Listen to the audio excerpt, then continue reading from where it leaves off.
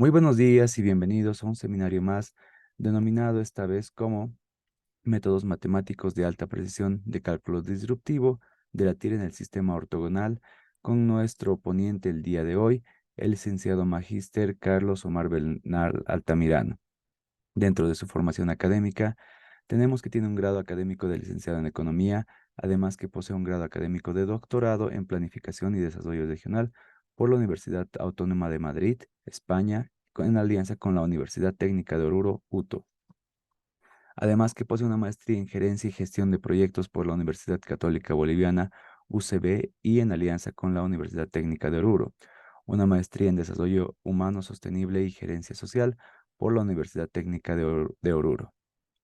Posee también diferentes posgrados como Diplomado en Educación Superior por la Universidad Mayor de San Andrés, Diplomado en Gestión Financiera por la Universidad Católica Boliviana, Diplomado en Programación y Política Financiera por la Universidad Técnica de Oruro, Diplomado en Gerencia de Negocios Comerciales e Internacionales por la Universidad Técnica de Oruro, entre muchos otros. Dentro de la experiencia podemos mencionar que actualmente es catedrático tiempo completo dentro de la Facultad de Ciencias Económicas, Financieras y Administrativas. También ocupó distintos cargos como el ser de decano y muchas veces director de nuestro querido departamento. Actualmente sigue ejerciendo el mismo.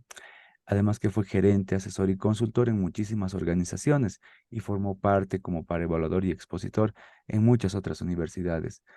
Sin más preámbulos, con ustedes, el magíster licenciado Carlos Bernal Altamirano, con la ponencia Métodos Matemáticos en Finanzas de Alta Precisión de Cálculo Disruptivo de la TIR en el Sistema Ortogonal. Adelante, por favor, licenciado.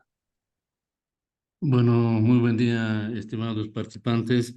Al momento de saludar, ¿no?, a nuestro coordinador de enlace, el ingeniero Omar Botelo, pues vamos a dar inicio al evento programado para la fecha de manera virtual. Nos falló eso de la plataforma de Urge. Vamos a subsanar esto en las próximas horas.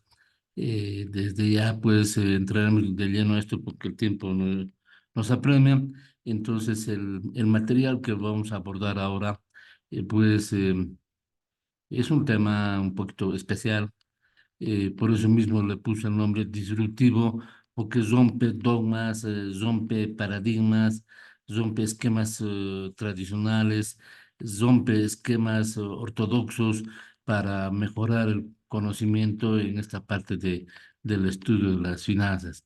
Es por eso que en esta oportunidad nos vamos a centralizar, señoritas y jóvenes universitarios, en abordar, ¿no?, dos métodos de alta precisión para el cálculo de la rentabilidad bruta de las inversiones, con el método de las tangentes. También se denomina el método de dos matemáticos clásicos de Newton y el otro Raphson, y también el otro también de hace unos 300 años atrás, también otro método matemático puro, el método de von Mises. Entonces, a eso vamos a focalizar nuestra atención en este seminario, que va a tener, no un reconocimiento de certificación apostillada, es decir, reconocida, pues, con todos los, le llamaremos, valores que implica la educación superior universitaria. Empecemos con esta diapositiva. Entonces, miren, el término que lo pongo como mensaje subliminal en el recuadrito con rojo en la parte superior y en la parte inferior, donde dice insistir, persistir, resistir y nunca desistir. Pero las últimas tres palabras justamente es referida a este coeficiente paramétrico adimensional, en otras palabras, a esta métrica cuántica dinámica.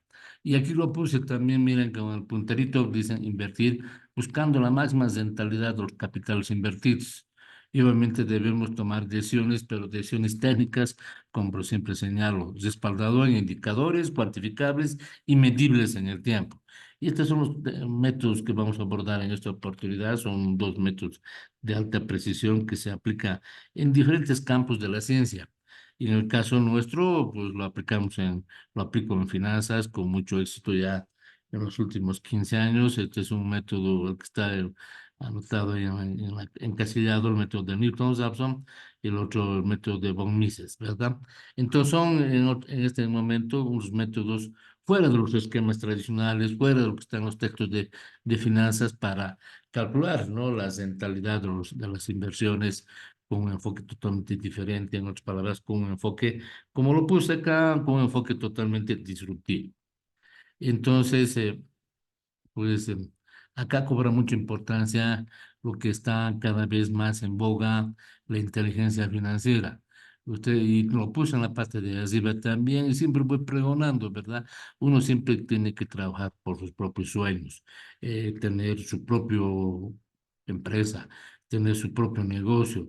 Entonces, la inteligencia financiera, la inteligencia artificial cada vez está cobrando mucha fuerza. Y alguna vez, pues miren, yo lo puse con con estas saitas, para que nos permita reflejar, ¿no? Cuáles son los enfoques de la inteligencia financiera. Y lo pongo, si alguna vez ustedes se han preguntado cuál será su futuro financiero, de dónde van a provenir su dinero, cómo estarán de acá a 30 años si siguen haciendo lo mismo. Hoy en día la duración promedio de un trabajo es de 4 años. Mientras que en los años 60 pues era 40 años. En otras palabras, significa que la estabilidad laboral como dependiente se ha reducido a un promedio de 4 años. Entonces, es mucho mejor encarar y emprender su propio proyecto, su propia empresa, que ser un trabajo dependiente. Obviamente, al principio, ¿no? Uno siempre tiene que arrancar así, trabajar por sueño ajeno, pero en el tiempo uno debe propender a ser propio, ¿no? Propietario de su propia empresa y en vez de ser trabajador, de generar fuentes de empleo. En la actualidad los trabajos están siendo más automatizados. Esto quiere decir que las empresas necesitan cada vez menos personas y actualmente más actualizado. Actualmente el 10% de los negocios de las empresas permanecen después de 5 años. Esto quiere decir que de acá a el año 2030, todos los empleos van a ser totalmente temporales y no van a ser permanentes. Existen dos grupos de personas. Miren acá lo que pongo. Un grupo donde el 95% de las personas trabajan como empleados, pero tan solamente manejan el 5% del capital en la economía. Y hay otro grupo que el 5% nomás son empresarios, pero manejan todo, casi el capital de la economía, un 95%. Entonces, pero la pregunta sería acá, como lo puse, ¿a cuál de los dos grupos pertenecemos? ¿Al 95% o al 5%? Obviamente lo interesante sería pertenecer en este 5%, ser empresario, generar fuentes de empleo, dar trabajo, ¿verdad? Pero al principio, obviamente, propendemos estar acá de que obviamente seamos dependientes y obviamente manejamos por propio capital. Pero en el tiempo, obviamente, debemos propender a ser el segundo grupo, ser empresarios, ser empleadores, etcétera. Entonces, este investigador japonés, Kiyosaki, señala que existen cuatro formas de generar dinero. Ser un empleado donde cambias tu tiempo y esfuerzo por dinero. Ser autoempleado, donde tienes tu propio negocio o profesión y todo depende de ti. Ahí cambias tu tiempo, esfuerzo y conocimientos, pero también por dinero. El tercero, no forma de generar dinero es siendo un empresario, donde tienes un sistema trabajando por ti. En otras palabras, has generado fuentes de empleo y existen personas que trabajan por ti. Eso es lo que dije hace atrás, muchachos, personas que trabajan por tu sueño, no por tu sueño eterno. O siendo un inversionista donde inviertes dinero para que genere mucho más dinero, ¿verdad? Estas son las cuatro formas de generar más dinero. Yo siempre señalo que las personas, independientemente de todos, somos agentes económicos innatos y trabajamos con racionalidad económica, porque siempre queremos dar buen uso al dinero y queremos duplicar o quintuplicar nuestro propio capital. Entonces, siempre estamos pensando, obviamente, en maximizar nuestros beneficios y obviamente de la forma que podamos minimizar también los costos. Eso ustedes saben muy bien en las aulas universitarias, que ya varios de sus catedráticos también lo han señalado de esa forma. Y acá pongo un ejemplo, ¿verdad? Que para algunos también les debe ser algo muy conocido. Producir o comercializar. ¿Cuál es mejor? Pues depende, ¿verdad? Depende del contexto del capital, de las divisas en el mercado mundial. Ustedes están viendo nomás lo que pasa en la Argentina en este momento, ¿verdad? En la Argentina en este momento está pasando que los precios de los productos, ¿no? Están subiendo, ¿verdad?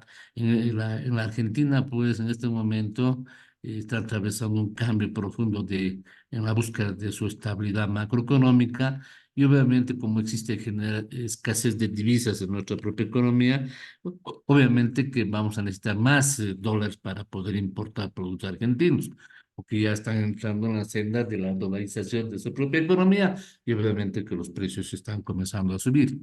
Eso en los anteriores días se ha estado observando el comercio que existe en relación a un país limítrofe muy cerquita a nuestro, que es la Argentina. Y en ese caso cambia el escenario. Ya no conviene importar y conviene exportar. Pero ¿qué cosa vamos a exportar si nuestra rama de producción en nuestro país se limita a unos pocos productos? Entonces ahí obviamente también existen nichos de mercado que podemos nosotros también exportar. Entonces, producir o ser comercializadores. Esta gráfica que ustedes lo ven en el lado izquierdo de la pantalla se parece, por ejemplo, a la gráfica del punto de equilibrio, pero no lo es. Es el costo fijo, el costo variable total, pero de fabricar. Por tanto, acá el costo variable total de fabricar más el costo fijo total de fabricar, damos el costo de producción, donde agrupa el costo fijo más el costo variable por unidad por el volumen de producción. Y por otro lado, el costo de comprar. En este tramo, desde la cantidad de equilibrio hacia la derecha, obviamente que conviene comprar y no conviene producir, porque el costo de comprar es mucho más alto que el costo de producir. Mientras en este tramo, pues miren, el costo de fabricar es mucho más alto que el de comprar. En este caso, si el costo de comprar es mucho más alto, entonces conviene pues comprar y no producir. Cambia el escenario, ¿verdad? Ahora, si nosotros sacamos los coeficientes angulares, las tangentes de este ángulo matemáticamente, ahí ustedes van a encontrar las tangentes de este ángulo alfa y las tangentes de este ángulo beta, y despejamos y encontraríamos estas fórmulas de la cantidad por unidad producida. Y también pues podemos encontrar al umbral de producción y el costo, ¿no?, de producción por unidad de producto. Entonces, miren, ahí están los costos fijos, los costos totales de fabricar y el costo de comprar. Obviamente esta gráfica que está a la izquierda, la que está reproducida un poco más pequeñita, donde en este segmento que les decía, desde cero a la cantidad de equilibrio, lo que más conviene es comprar y no producir, porque más conviene en este caso comprar la producción, porque nuestro costo de producción es mucho más alto al costo de comprar. Pero en otro segmento conviene más producir, porque el costo de producción es más bajo, entonces conviene producir y tendrían más posibilidades de éxito. Entonces, si vemos en esta otra gráfica, como vuelvo a señalar, entonces en este segmento donde el costo de comprar es menor al costo de producir, pues mejor es comprar, porque acá mismo lo puse, el costo de comprar es menor al costo de producir. Y en este otro segmento es mejor producir, porque el costo de comprar, si ustedes ven en la gráfica, el costo de comprar es mayor al costo de producir. Por tanto, estos tres referentes podemos tomar en cuenta si conviene mejor comprar, si conviene mejor producir, o es indiferente comprar o producir. Entonces, en este segmento, ¿verdad? Si el volumen de producción va a estar por debajo de ello o el volumen de producción va a ser por encima de ello, ¿cuál es el umbral de producción? Entonces acá hay un ejemplo, ¿no? Hay un ejemplo que acá dice precio 90, materias primas 65, mano de obra directa, mano de obra indirecta 4.500, la energía eléctrica 5 unidades monetarias por unidad producida, los alquileres 3.000 unidades monetarias por mes, la inversión de la maquinaria en 4.000 unidades monetarias, el periodo de vida útil de la maquinaria 4 años. Y acá en las preguntas se dicen 4 preguntas: ¿qué cantidad se debe producir al mes y si conviene producir este producto? con un nivel de producción conviene a la empresa producir o comercializar. Por debajo, si la empresa vendiera 600 unidades, por debajo de qué precio convendría producir o vender. Entonces, todo eso debemos respaldar con estas dos métricas. No es el enfoque del beneficio igual a cero, como yo siempre digo, sino el enfoque del valor actualmente igual a cero, donde nos permita recuperar el capital, la inversión y también recuperar costos. Entonces, se ha medido por valor actual neto y las tasas internas de todo. Entonces, la solución del ejemplo, pues ahí están las variables. Acá pasamos en las ecuaciones y vemos que acá debemos producir 377 unidades. Miren las gráficas, ustedes vuelven a hacer la gráfica, va a ser así como estamos viendo. Entonces, en este intervalo de 0 a 377, miren, el costo de fabricar es más alto que el costo de comprar. Por tanto, como el costo de compra es más bajo, conviene, si vamos a tener un lote de producción de pedidos menor a 377 unidades, es mucho mejor en este caso, pues, comprar, porque el costo de comprar es más bajo que el costo de producir. Pero si tenemos un pedido o compras mayores a las 377 unidades, obviamente es mucho mejor producir, porque el costo de producir está por debajo del costo de comprar. Pues con los mismos ejemplos que hemos señalado precedentemente, muchachos, vemos acá los valores de las variables y las gráficas hechas, ¿no? Con bastante detenimiento y vemos que, por ejemplo, de 377 a 200, ¿cuál conviene? Vuelvo a reiterar, el costo de producir es más alto que el costo de comprar, pues conviene entonces comprar y no producir. Pero si tenemos un volumen de producción por encima a 377 de pedidos de demanda. En este caso, el costo de producir es por debajo del costo de comprar y ahí no conviene comprar, sino producir. En otras palabras, nos conviene ser productores a ser comercializadores tan solamente. Esto va a converger, estas preguntas van a converger pues en estas métricas que le señaló la tasa interna de retorno y el valor actual neto. En este caso estamos focalizando nuestra atención en la tasa interna de retorno. Y aquí vemos, ¿no? Para un nivel de 200 unidades, si conviene comprar o producir. Y acá la otra pregunta, la D dice, la empresa compra para 400 unidades durante 6 meses. Entonces, si es así, y la inversión de la máquina es 4.000 y el precio es de 90 unidades militares por unidad, entonces, ¿cuál sería el ahorro neto? En el primer año habría un ahorro neto de 36.000 menos 35.542, que serían los costos, tendríamos un ahorro neto de 458 unidades monetarias.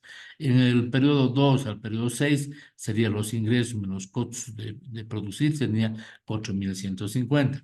Entonces, con las mismas ecuaciones que habíamos visto previamente, entonces podemos señalar que conviene producir, porque al final de cuentas el costo de producir de 88 es menor al costo de comprar de 90. Y las ecuaciones que estamos aplicando ya precedentemente han sido demostradas, en las que lo estamos baseando con los valores y inferimos ese resultado. El enfoque disruptivo, como ya dije bastante atrás, está cobrando mucha fuerza, muchachos. ¿Y qué significa el enfoque disruptivo? Que rompe, que produce ruptura en el desarrollo de la actividad de un sector para propiciar una renovación radical. Miren estos ejemplos que pongo. Ejemplos de innovación disruptiva. Antes teníamos el teléfono aparato fijo, ¿verdad? Ahora la telefonía móvil. Una innovación disruptiva que rompe esquemas. Miren los teléfonos móviles frente a los móviles fijos. En otros ya no serían móviles fijos, no serían teléfonos fijos. O en otro caso, ¿verdad? Comunicación por internet frente a la tradicional. O las fotografías mediante cámaras y ahora no con un rollo que había que hacer, revelar, etcétera, o las fotografías digitales incluso por celular, ¿verdad? Entonces, el enfoque disruptivo se trata de provocar una ruptura para propiciar una renovación radical en algo. Entonces, nosotros estamos hablando del conocimiento. Y acá hay dos enfoques, ¿no? El enfoque disruptivo y el diseño incremental. Y ustedes ven en estos dos acrósticos, estamos comprobando que el enfoque disruptivo tiene características singulares al enfoque incremental. No, acá, por ejemplo, puedo señalar que el enfoque disruptivo proporciona un nicho de mercado, es decir, una cobertura de mercado que podríamos aprovechar sin competencia, al menos con la primera etapa, es decir, la que está acá arriba, ¿no? Donde podemos asegurar un mercado mucho más grande. Mientras que el enfoque incremental permite establecer diferencias en un mercado de gran competencia. Obviamente, los dos enfoques, un enfoque incremental, el diseño incremental o el enfoque disruptivo. Cada vez está cobrando mucho más fuerza el enfoque disruptivo en las economías mundiales, con la inteligencia artificial, con Alexa, ¿verdad? Eh, Preguntámelo, formularme preguntas. Alexa, aprendeme la iluminación, etcétera, ¿verdad? Entonces, generalmente, si en el mundo las personas están empujando, ¿no?, hacia un objetivo y estamos en el enfoque tradicional, miren este acróstico, esta imagen, donde uno podemos romper dogmas y poder avanzar mucho más que lo tradicional, con un nuevo enfoque. Entonces, eso es el rompimiento de lo tradicional para provocar un crecimiento en esta casa, en esta parte del enfoque monetario, ¿verdad? El enfoque disruptivo cuestiona todo, escapa a lo conocido. Pues el enfoque disruptivo tiene un objetivo como referencias, donde los errores no existen. En el pensamiento disruptivo todo es mejorable. Solo si pones en duda lo establecido encontrarás nuevas respuestas. Un objetivo como referencia en el enfoque disruptivo adapta y transforma el objetivo según vamos avanzando, en este caso en el conocimiento. Miren, esto es lo tradicional, ¿verdad? Ahora académicamente viendo, yo varias veces señalé que generalmente lo tradicional, lo ortodoxo, que uno va a encontrar en las referencias bibliográficas, como calcular la rentabilidad bruta de los capitales. Si ustedes ven en el eje de las abscisas, la tasa de actualización, tasa de descuento, precios del dinero, y en el eje de las ordenadas, el valor actual neto. Y ahí vemos un enfoque ralentizado, lento, de la tasa interna de retorno y el punto de intersección de esa curvatura con el eje de las abscisas, obviamente tenemos la eficacia marginal del capital. Así fue planteada por los años 30 por este economista británico John Maynard Keynes. Allá por los años 30, ya como siempre digo, ya van a pasar 100 años y hoy por hoy conocido como la tasa interna de retorno. En otras palabras, la rentabilidad bruta de los capitales invertidos. Cuando digo la rentabilidad bruta, porque está expresado en términos porcentuales. La rentabilidad neta de los capitales invertidos es el valor actual neto que está aquí, ¿verdad? El valor actual neto. ¿Por qué? Porque depende del comportamiento oscilatorio y cambiante del costo del capital. El valor actual neto depende del costo del capital, mientras que la tasa interna de retorno pues es autónoma en su conformación, en su cálculo. Pero esto es lo tradicional, ¿verdad? Que es una hipérbola rectangular, monótona, decreciente, con pendiente negativa, asíntotal, eje de las abscisas, concoide y ondícula. Concoide porque en su prolongación es paralela al eje de las abscisas y ondícula porque es diferenciable y tiene decaimiento exponencial. Cóncavo convexa, convexa en relación al origen, y ahí tenemos el punto de intersección. Esto es el enfoque clásico, ¿verdad? Pero ese enfoque clásico, pues, tiene que romperse dogmas y entrar con un nuevo enfoque. Es por eso que mi persona en particular en las clases universitarias, pues siempre ando buscando nuevos métodos para optimizar el cálculo, en este caso de las rentabilidades de los capitales invertidos. Y volviendo al mismo ejemplo que estábamos hablando hace atrás, pues si ustedes ven en la curvatura lo que está con rojo, es la transformación de los flujos de fondos en polinomios, ¿verdad? Y si volvemos atrás con x menos uno, pues lo que está con rojo tiene el mismo comportamiento ralentizado, pero en este caso ya no es del polinomio, matemáticamente, sino sería la curvatura ralentizada, lenta del valor actual neto. Si aquí vemos acá en esta gráfica, podemos inferir que no existe una tira única, que existe ¿no?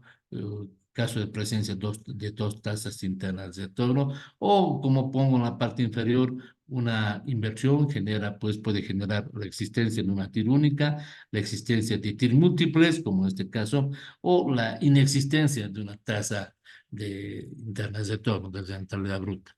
Obviamente, ante la presencia de que existan muchas TIRs, es decir, la presencia de TIR múltiples, obviamente es mucho mejor calcular con la tasa interna desde retorno ajustada o la tasa única desde TUR, la TUR. La TUR soluciona la inexistencia de una TIR. La TUR soluciona la existencia de TIR múltiples. La tasa única de retorno garantiza la existencia de una TIR independientemente de la estructura de fondos. Y ustedes ven la ecuación, acá dice la ecuación de la tasa única de retorno, donde existen muchas tasas internas de retorno, es igual al radical de grado R de los flujos de caja positivos futuros sobre los flujos de caja presentes negativos, es decir, futuros capitalizados en el tiempo y los flujos de caja presentes actualizados en el tiempo. Y todo eso menos 1%, porque estamos hablando de la tasa única de retorno. Cuando existen varias tasas internas de retorno, como en el ejemplo que hemos señalado acá, por ejemplo, en el ejemplo tenían dos tasas internas de retorno, una positiva y una negativa, una ubicada entre el primer y cuarto cuadrante y la otra ubicada entre el segundo y el tercer cuadrante, una del 62,53% y la otra del menos 198,25%. ¿Cuál es la correcta? Pues ninguna. En este caso tendríamos que aplicar la tasa única de retorno.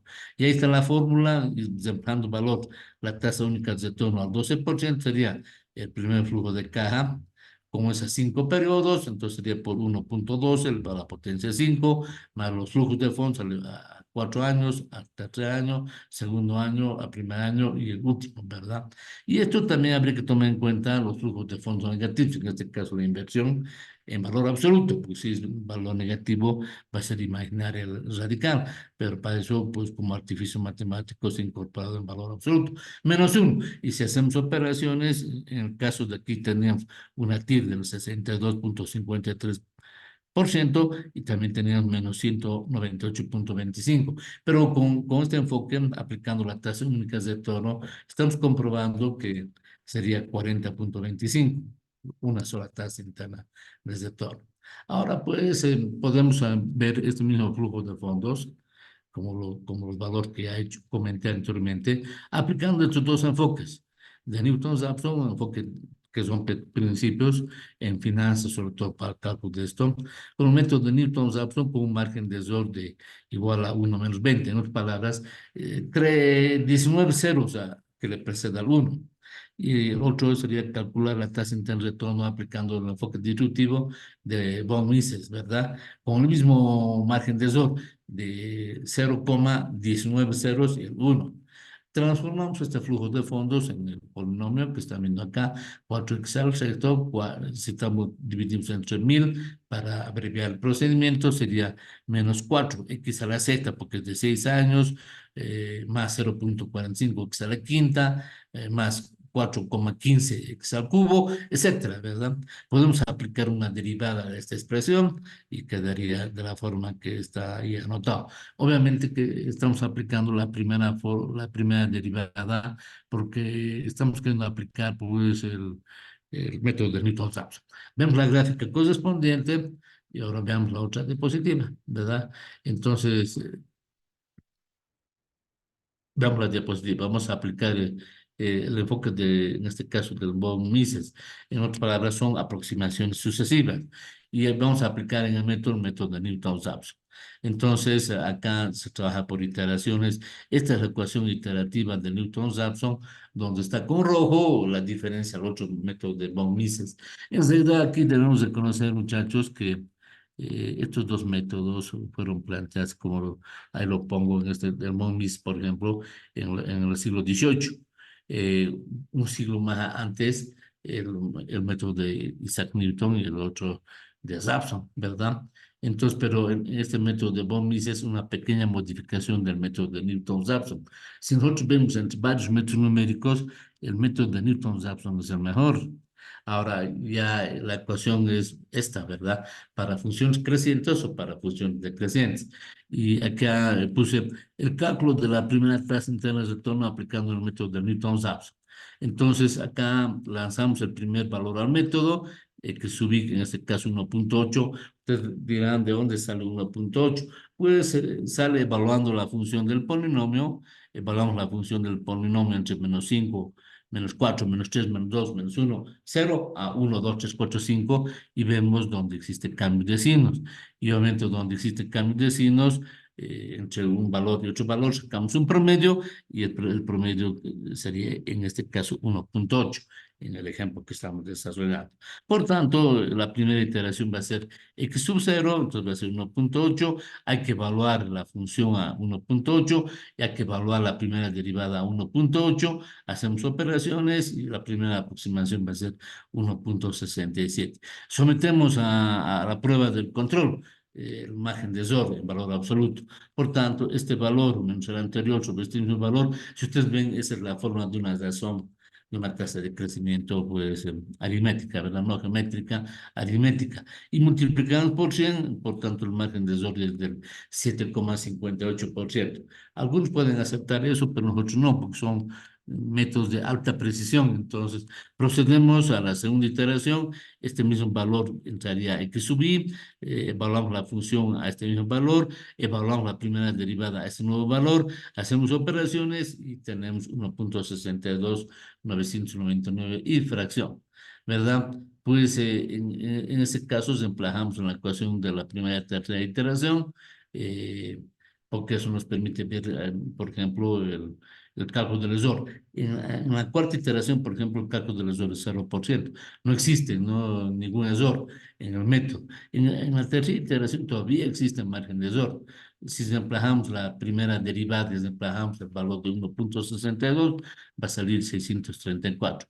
Esta función de la primera derivada, si volvamos a 1.62999, va a salir este otro valor, ¿verdad? Entonces, hacemos operaciones y saldría 1.62. Sometemos a la prueba del margen de error y obviamente no está bajando. Aquí baja un 0%. Agregamos este mismo valor y hacemos lo mismo que hemos hecho anteriormente.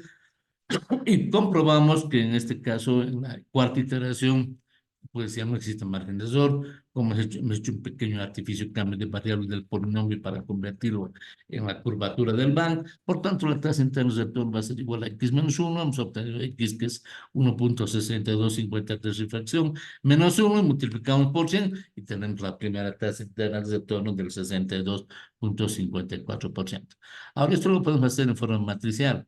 La primera aproximación, el polinomio evaluado a este valor, la primera derivada evaluada también es otro valor, aplicamos la ecuación de Newton-Raphson, que es esta, nos da esos valores, y lo que está con color amarillo, obviamente, es este valor que también lo hemos desagregado en el lado izquierdo. Y también podemos calcular el margen de error, ¿verdad? En este caso, en la primera iteración teníamos un margen de error del 7,58 por ciento, y luego hasta llegar hasta la cuarta iteración, pues el margen de error ya es cero, ¿verdad?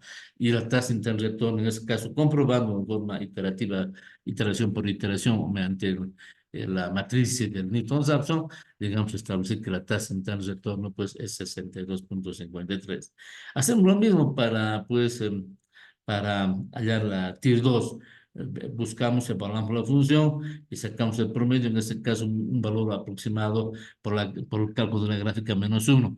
Ya evaluamos la función, ya vemos pues el resultado, lo sometemos a validación de la ecuación de una variación geométrica, desempleamos y establecemos que es 1.59 la brecha del margen de error.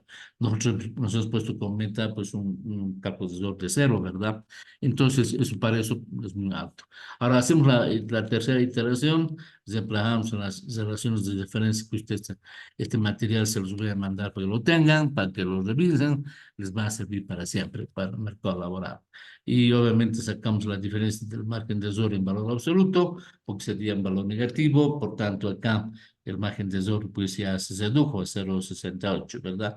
La cuarta iteración hacemos lo mismo y pues miren, el margen de error se reduce a 0,32%.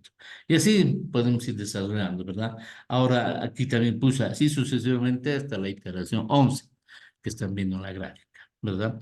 Pero podemos aplicar aquí el método de von Mises, que es una modificación al método de Newton-Raphson. Luego que aquí, lo que está acá dice x sub 1, menos la primera función polinomial evaluada 1,62, sería dividido entre pues, la primera aproximación y multiplicadas por 100. Bueno, acá directamente lo he sacado de la tabla y obviamente que sale 100%. Obviamente, ahora vemos la gráfica, pues es esta la gráfica, ¿verdad?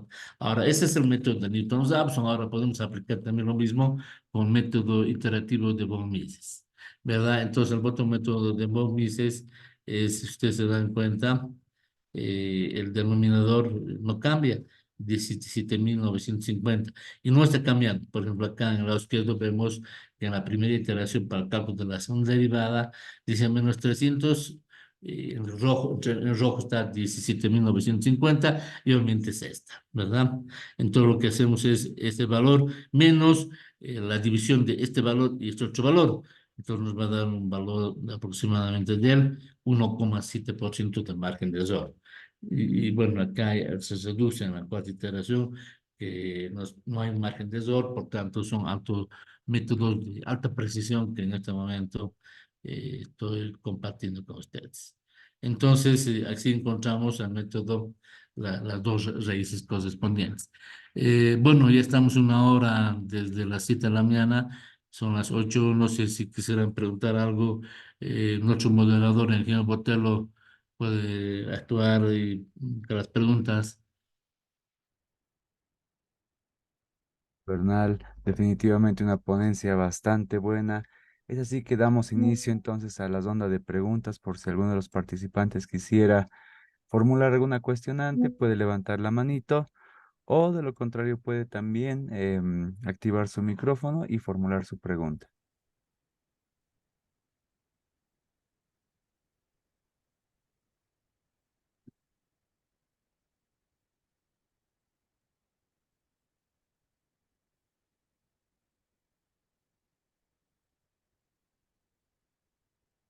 Nuevamente invitamos a todos los participantes, por favor, si tuvieran alguna cuestionante.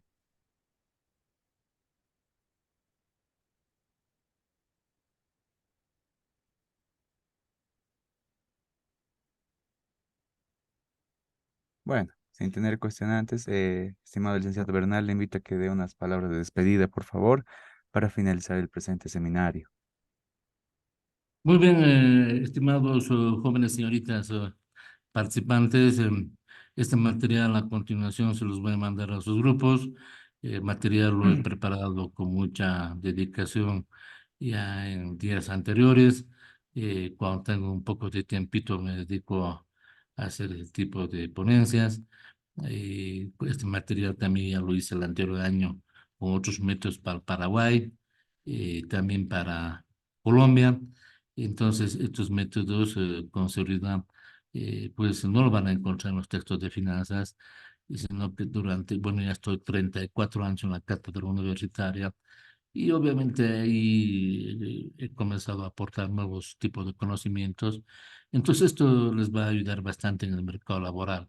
Nuestra asignatura, la asignatura de finanzas, es de alta especialidad y obviamente no es una asignatura de utopías, ¿no? De cosas idealizables, sino más por el contrario, son de cosas prácticas y obviamente así nos tenemos que ir no procediendo. Espero que el material les haya permitido acrecentar su cúmulo de conocimientos. Les vuelvo a señalar, señoritas jóvenes, que este material les va a servir mucho en el mercado laboral. Con esto, pues, serían las palabras de cierre de clausura. Ingeniero Botelo, y cesaríamos el evento programado por hoy. Muchísimas gracias, estimado licenciado Bernal. Es así que damos por concluido el seminario virtual Métodos Matemáticos de Alta Precisión de Cálculo Disruptivo de la TIR en el Sistema Ortogonal. Recordarles a los participantes que no pudieron ingresar que vamos a pasar algunos enlaces en los cuales van a poder ingresar a las diferentes plataformas que nosotros tenemos dentro de YouTube, Facebook, entre otros, para que ustedes puedan volver a ver el seminario y como indicó el licenciado Bernal, tal vez con el material que les vaya a proporcionar entonces, pues, aumentar sus conocimientos. Bueno, muchísimas gracias y felices fiestas de fin de año. Hasta otra oportunidad. Permiso.